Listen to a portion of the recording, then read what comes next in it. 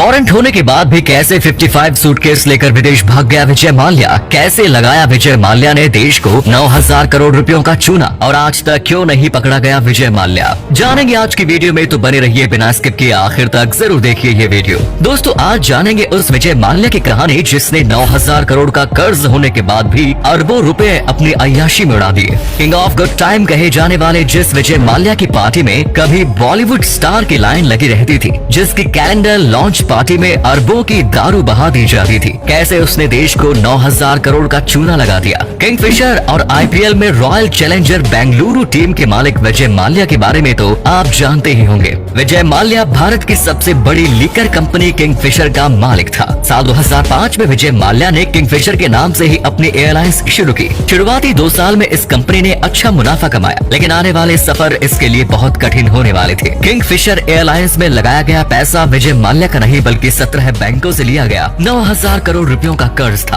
विजय माल्या अपनी एयरलाइंस के सीईओ के रूप में खुद 33 करोड़ की सैलरी लेता था। साल 2008 में भारत में मंदी बढ़ने लगी, तेल के दामों में बढ़ोतरी हुई और किंगफिशर एयरलाइन को होने वाला फायदा अब नुकसान में बदल गया। इसी साल कंपनी को 934 करोड़ रुपयों का नुकसान हुआ। इसकी भरपाई करने के लिए विजय माल्या ने फिर से लोन लिया। 2009 में विजय माल्या का ये कर्ज 5,000 करोड़ रुपयों से भी ज्यादा था, जिसमें बैंकों का ब्याज मिलाने के बाद ये 7,000 करोड़ से भी ज्यादा हो गया। साल 2009 में फर्जी दस्तावेज और बैंक कर्मचारियों को 16 करोड़ की रिश्वत देकर आईडीबीआई बैंक से 861 करोड़ रुपयों का लोन हासिल कर लिया, जिसे वो अपनी एयरलाइंस और अपने कर्मचारियों की सैलरी देने में लगाने वाला था। लेकिन उसने ऐसा कुछ भी नहीं किया। फर्जी कंपनियों की मदद से विजय माल्या ने इस पैसे को अपने यूरोप के अकाउंट में ट्रांसफर करवा दिया और इसी पैसे से उसने F1 रेस को ऑर्गेनाइज किया। विजय माल्या के पॉलिटिकल कनेक्शन भी मौजूद थे और साल 2010 में वो राज्यसभा एमपी बन गया। अय्याशी में डूबा हुआ विजय माल्या अपने कर्मचारियों को सैलरी तक नहीं दे पा रहा था, जबकि अपने 60th बर्थडे पर उसने स्पेन से सिंगर बुलाकर करोड़ों रुपए अपनी पार्टी में बहा दिए। इस पार्टी के बारे में आरबीआई गवर्नर रघुराम राजन ने भी देश को मूर्ख बनाने की बात कही। सरकार ने भी विजय माल्या की लोन चुकाने में कुछ सुविधाएं प्रदान की, लेकिन वो सब फेल रही।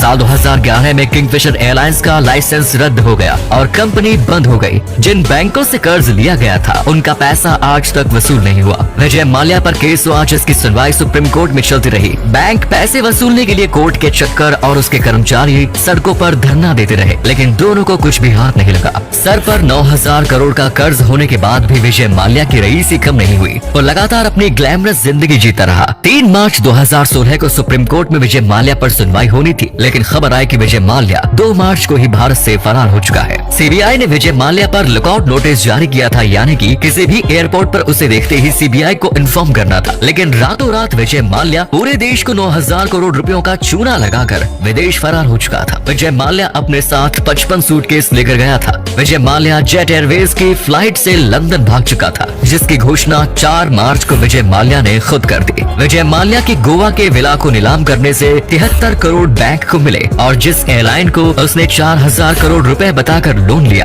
उससे बैंकों को 1 रुपए की वसूली नहीं हुई। विजय माल्या की बाकी प्रॉपर्टी बेचने के लिए भी बैंकों को एड़ी चोटी का जोर लगाना पड़ा, लेकिन उसके बाद भी उनकी वसूली ना के बराबर रही। आज विजय माल्या लंदन में है और उसके ठाट बाट आज भी कम नहीं हुए। वेस्टमिंस्टर कोर्ट में सुनवाई के लिए आने वाला विजय माल्या आज भी अपने पूरे ठाट बाट में दिखाई देता है। अपने आप को कंगाल बताने वाला विजय माल्या आज भी हजारों करोड़ों की प्रॉपर्टी का मालिक है और ऐश से अपनी जिंदगी जी रहा है। विजय माल्या को भारत लाने की पूरी कोशिश की जा रही है, लेकिन कोर्ट में तरह तरह के बहाने बनाकर विजय माल्या भारत आने से बचता रहा है। अब तो शायद ही विजय माल्या भारत वापस आए और बैंकों को उनके पैसे वापस मिल पाए। तो वीडियो पसंद आए तो इसे अपने फ्रेंड्स और फैमिली के साथ जरूर शेयर करें। धन्यवाद।